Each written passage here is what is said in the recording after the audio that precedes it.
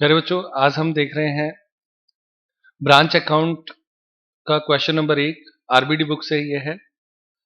देखिए, इसमें रत्ना ब्रदर्स की एक शाखा अजमेर में है, तो शाखा का नाम हो गया अजमेर ब्रांच और ये हेड ऑफिस हो गया रत्ना ब्रदर्स, जिसको माल लागत पर भेजा जाता है। तो ट्रांसफर जो है यहाँ पे किस पे होता है? कॉस्ट पे होता है। शाखा को केवल नकद विक्रय का अधिकार है, ये भी बहुत इंपॉर्टेंट है, समझ में आता है। यानी आप उधार नहीं बेच सकते हो। प्रतिदिन प्राप्त संपूर्ण रोकड़ प्रधान कार्यालय को भेज दी जाती है। आपके पास जितना भी कैश आएगा ब्रांच के पास, तो वो हाथों हाथ हेड ऑफिस को भेजेगा, ये भी रूल का पार्ट है। सभी व्ययों के लिए शाखा को प्रधान कार्यालय द्वारा रोकड़ भेजी जाती है। आपके जितने भी खर्चे होते हैं ना, व्यय एक्सपेंडिचर्स, उनके लिए आपको पैसा कौन भेजता है? Head office. प्रधान कार्यालय का मतलब हेड ऑफिस आपको भेज देता है। सारी कंडीशन सेम समझ में आ रही है? 31 दिसंबर 2018 को समाप्त होने वाले वर्ष के उनके कार्यालय और शाखा के जो लेन देन थे ब्रांच और हेड ऑफिस के, वो इस प्रकार से थे। तो मैंने आपसे जैसे कि कहा कि इसके अंतर्गत हम क्या करते हैं, हेड ऑफिस और ब्रांच के आपस के जो ट्रांजैक्शंस होते हैं ना, उनको इसमें लिखते हैं। तो वो इसमें लिखे हुए हैं, देखते हैं आगे।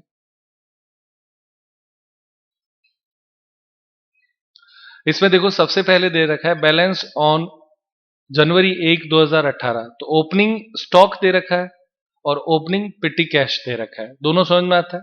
स्टॉक जो आपके पास ओपनिंग बैलेंस है, पेटी कैश जो आपको फुटकर पैसा दिया गया था उसका opening balance. Goods supplied to branch, ठीक है, और goods returned by the branch, ये दोनों भी समझ में आते हैं। एक में हेड ऑफिस ने ब्रांच को भेजा और एक ने वापस लौटा दिया। कैश रेमिटेड टू ब्रांच, ये भी समझ में आता है। Cash remitted to branch, branch को पैसा भेजा गया, किसके लिए? सैलरी के लिए, रेंट के लिए और टैक्सेस के लिए, यानी खर्चों के लिए पेमेंट है, तो एक्सपेंडिचर हो गया। Check received from branch, branch ने हेड ऑफिस को पैसा भेजा, तभी रिसीव्ड हुआ हेड ऑफिस को 1,20,000। कैश रिसीव्ड फ्रॉम ब्रांच 55,000 रुपए, यानी यहां पे ये तो बैंक यानी चेक से दिया था ऊपर वाला और ये कैश दिया है, कुल मिला के पैसा इतना भेज दिया उसने, ब्रांच ने हेड ऑफिस को। और क्लोजिंग स्टॉक दे रखा है, स्टॉक और पेटी कैश। पेटी कैश 375 हो गया, जबकि ऊपर लिखा हुआ था 500, तो इतना खर्च हो गया, बस ये अंडरस्टूड में आ जाता है। Prepare branch account in the book of head office, आपको ब्रांच अकाउंट बनाना है, किसकी बुक में? हेड ऑफिस की बुक में। प्रधान कार्यालय की पुस्तकों में शाखा खाता बनाइए। बच्चों, ये आपका क्वेश्चन हुआ। एंड इस ट्रांजेक्शन को अपनों को डेटर्स मेथड से सॉल्व करना है, ठीक है प्यारे बच्चों? तो स्टार्ट करते हैं।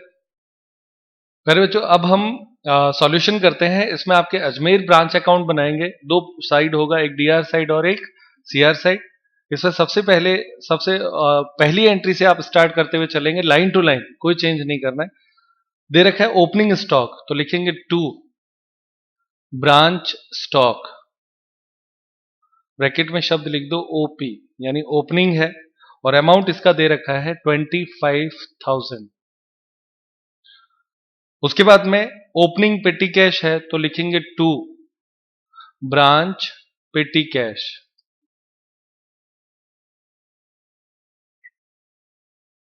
ये भी ब्रैकेट में शब्द लिख दो ओपनिंग, और वो आपके अमाउंट है 500।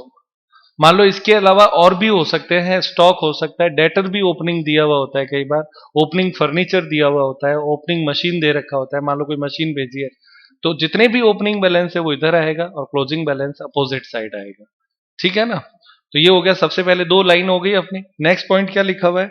गुड्स सप्लाइड टू ब्रांच, तो लिखेंगे 2 गुड्स सेंट टू ब्रांच, ये फिक्स लाइन है, इसको हम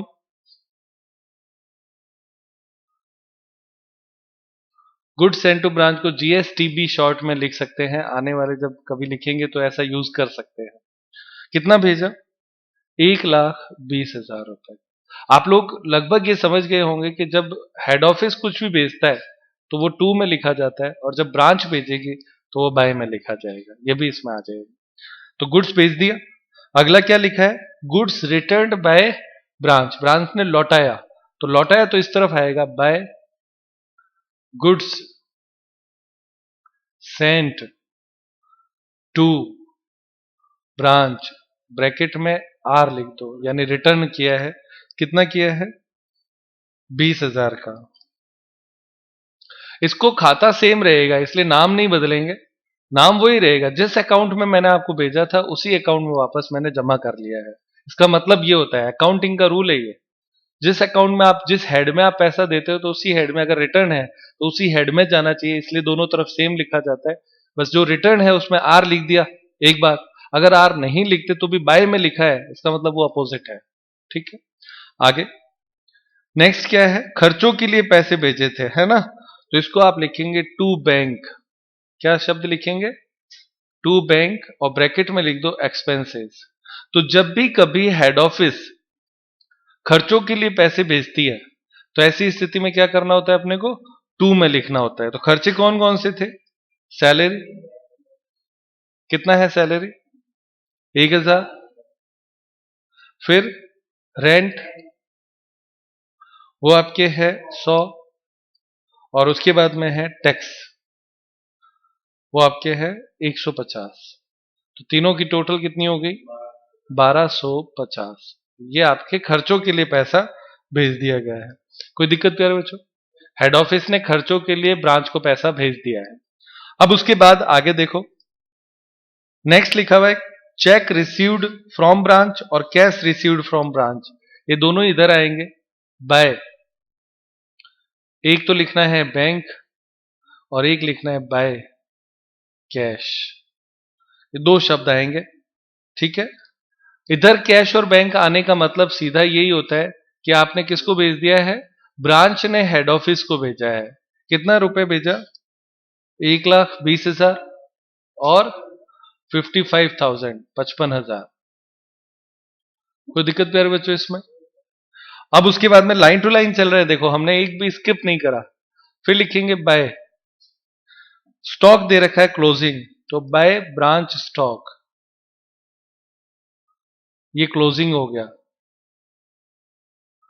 अंत में स्टॉक बचा तो वो आपके 30,000, और इधर बाय ब्रांच पेटी कैश, तो वो आपके है 375। बस ये इतना ही सवाल है, सारे ट्रांजैक्शन हमने लिख दिए हैं। पहले सीआर साइड का टोटल लगा लो, उसमें से डीआर घटा दो। तो प्यारे बच्चों, आप पहले सीआर का टोटल लगाएंगे जो कि आता है 2,25,375, ये सेम इधर भी लिख दो, 2,25,375, और जो डिफरेंस है वो प्रॉफिट आएगा तो लिखेंगे टू प्रॉफिट बैलेंसिंग फिगर, और वो आपके आता है 78,625। ये आपका आंसर हो गया प्यारे बच्चों। और ये किस बात को डिनोट करता है, ये बता रहा है कि जो अजमेर ब्रांच है उसको 78,625 रुपए का प्रॉफिट हुआ है, और ये खाता किसने बनाया था, हेड ऑफिस ने बनाया था अपनी ब्रांच के प्रॉफिट को कैलकुलेट करने के लिए। और ये एक बहुत छोटी सी ब्रांच थी जिसको केवल कैश सेल्स करने का ही पावर था, ये हमने इसमें देखा। बस ये इतना ही क्वेश्चन है प्यारे बच्चों। क्वेश्चन नंबर सेकंड देखते हैं प्यारे बच्चों, इसमें दिया हुआ है अतुल ट्रेडर्स इलाहाबाद ने मुंबई में अपनी एक फुटकर शाखा खोली, तो मुंबई ब्रांच हो गया है ना। आगे क्या लिखता है, शाखा को माल लागत पर भेजा जाता है, तो अंडरलाइन करते चलना है आपको, जो जो चीजें आती है ना कॉस्ट पे ट्रांसफर करता है। और शाखा अपनी नकद विक्रय में से अपने खर्च करती है और शेष राशि अपने व्ययों के लिए कुछ शेष रखकर प्रधान कार्यालय को भेज देती है। शाखा केवल नकद विक्रय करती है। यहां पे प्रश्न में थोड़ा सा लाइन में चेंज हुआ, ब्रांच पे इतना विश्वास अब हेड ऑफिस करने लगा, उसको ये बोला सारे खर्चे निपटा के जो बचे वो पैसे भेज देना, ठीक है ना, और कुछ पैसे वो अपने पास रख लेती है और फिर बेचती है। तो मैं एक बार वापस ये लाइन पढ़ देता हूं, शाखा अपने नकद विक्रय में से जो कैश सेल्स करती है उसमें से खर्चे करती है और शेष राशि जो बच जाता है अपने व्ययों के लिए कुछ शेष रखकर कुछ पैसे अपने पास रख भी लेती है, प्रधान कार्यालय को भेज देती है। शाखा को केवल नकद विक्रय करती है, केवल कैश है। इसका मतलब डेटर का ओपनिंग क्लोजिंग बैलेंस वगैरह इसमें कुछ नहीं होना है। लेकिन जैसे ही ये बात इस पहली लाइन में आई कि वो अपने खर्चे खुद करती है, तो यहाँ पे उसका कैश अकाउंट बनाना पड़ेगा अपने को। किसका? ब्रांच के पास जो पैसा होता है ना, उसका कैश अकाउंट। अच्छा, अब आगे देखते हैं प्रश्न को। निम्नलिखित विवरणों से प्रधान कार्यालय की पुस्तकों में शाखा खाता बनाइए। हेड ऑफिस की बुक में ब्रांच अकाउंट बनाना है। Stock of goods in the beginning, opening stock, ये 2 में लिखा जाएगा। सही है ना? बैलेंस ऑफ पेटी cash with the branch in the beginning, opening cash उसके पास जो थी वो 400 रुपए थी, तो ये भी 2 में लिखा जाएगा। गुड्स सप्लाइड टू ब्रांच, ये हो गया गुड्स सेंट टू ब्रांच, ये 2 में लिखा जाएगा। गुड्स रिटर्न बाय ब्रांच, ये बाय में लिखा जाएगा। ब्रांच सेल्स, कितना सेल्स किया? 1,37,000, ये सारा कैश सेल्स है ना? कैश सेल्स है क्योंकि उधार बेचने का तो हक ही नहीं है। लेकिन ये प्रश्न में कहीं नहीं आएगा, क्रॉस मार दो इस पे। उसके बाद में ब्रांच एक्सपेंसेस, ब्रांच ने खर्चे किए। देखो ब्रांच ने क्या क्या खर्चे किए? सैलरी एंड वेजेज चुकाया, रेंट एंड टैक्स चुकाया, इंश्योरेंस चुकाया, पीटी एक्सपेंसेस के लिए अपने पास पैसा रखा, पोस्टेज और स्टेशनरी, ये सारे खर्चे ब्रांच ने किए थे, तो ये भी नहीं आएंगे। ठीक है, आगे advertisement done by head office, ये आएगा क्योंकि हेड ऑफिस ने खर्चा किया है। Freight and carries paid by the head office, तो ये भी आ जाएगा क्योंकि ये भी खर्चा किसने किया है? हेड ऑफिस ने। Closing stock with branch, stock का क्लोजिंग बैलेंस है, बाय में आ जाएगा। ये खर्चे 2 में आएंगे दोनों, ये नहीं आएगा, बाकी सारे हो ही गए थे। क्लोजिंग बैलेंस ऑफ पेटी कैश, तो ये क्लोजिंग बैलेंस अपने बाय में लिखा जाए। ये जो हमने खर्चे यहाँ पे दिखाए ना, ये ब्रांच का पेटी कैश बनेगा क्योंकि ये खर्चे हेड ऑफिस ने तो किए नहीं, ब्रांच ने किए थे। क्योंकि हेड ऑफिस तो ये कहता है तुम्हारा ओपनिंग बैलेंस और क्लोजिंग बैलेंस का डिफरेंस मैं अपने आप ही खर्चा ही मान लेता हूं, तो वो इसमें आपके आ जाएगा। बस ये इतना ही क्वेश्चन है, देखते हैं इसको।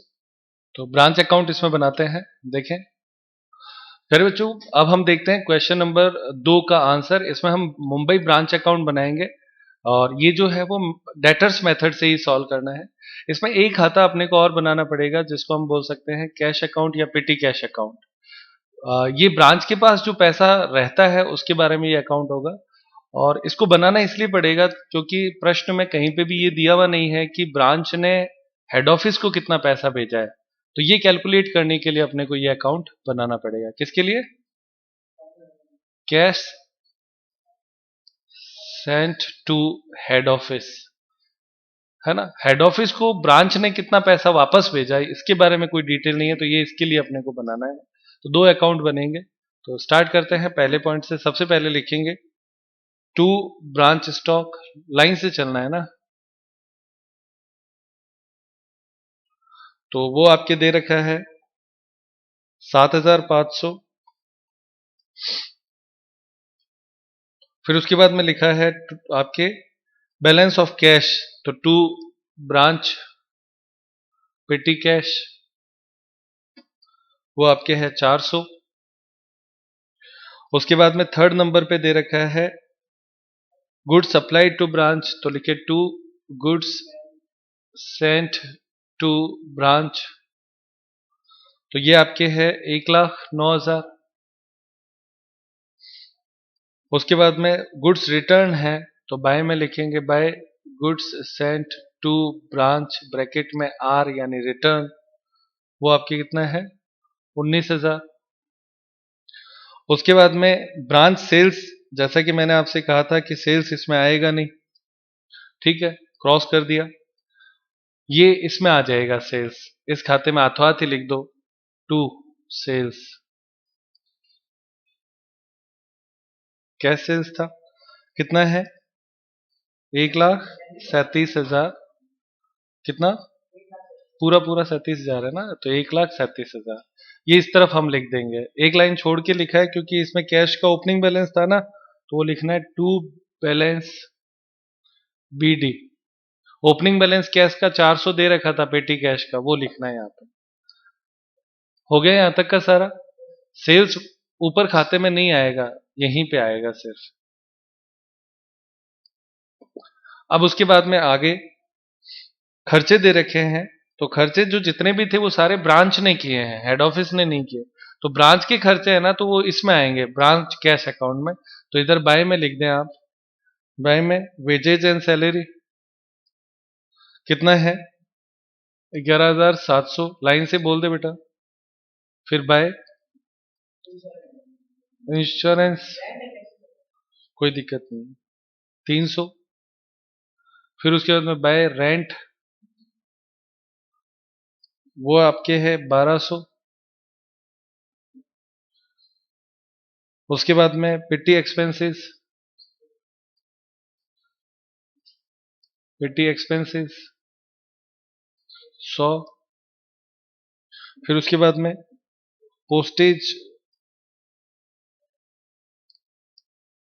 कितना है 760। फिर उसके बाद में बाय स्टेशनरी, तो स्टेशनरी है 140।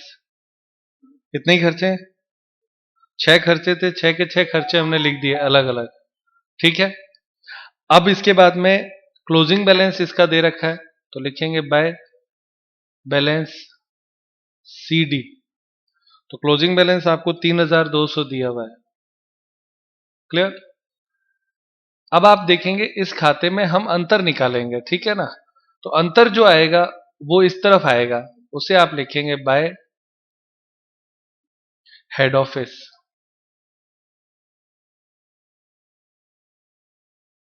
ये किसके लिए है, कैश आपने हेड ऑफिस को जो भेजा ना उसके लिए।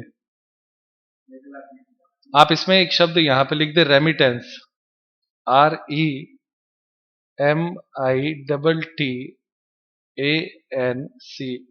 रेमिटेंस का मतलब हेड ऑफिस को कैश भेजा गया।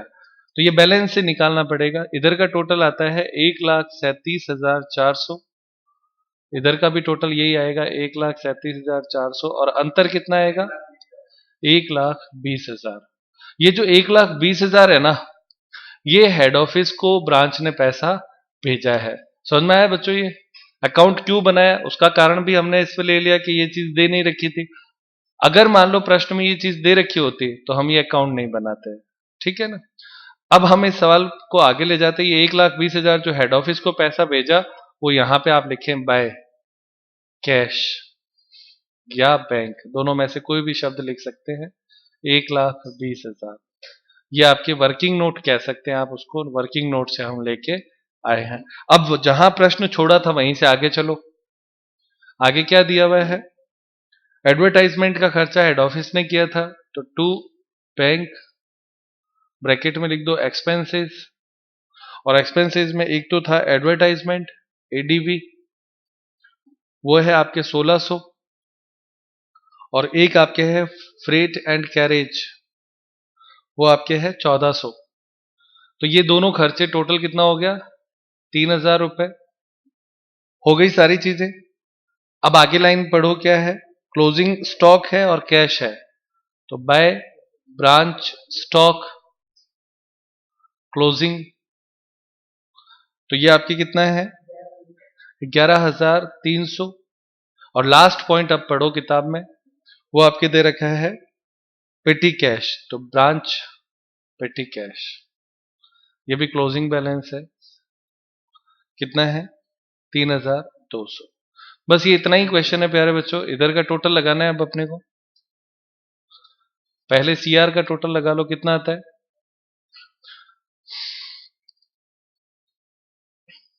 1,53,500, और इधर भी आप लिखेंगे 1,53,500। तो अंतर जो है वो आपका आंसर आएगा, तो लिखेंगे 2 प्रॉफिट। बैलेंसिंग फिगर से आएगा, कितना आता है, नहीं बेटा 1,09,000 तो यहीं पे आता है, 33,600। आंसर दिया हुआ है, आंसर दिया हुआ है। बस ये इतना ही क्वेश्चन है प्यारे बच्चों। आज की क्लास यहीं पे समाप्त करते हैं प्यारे बच्चों।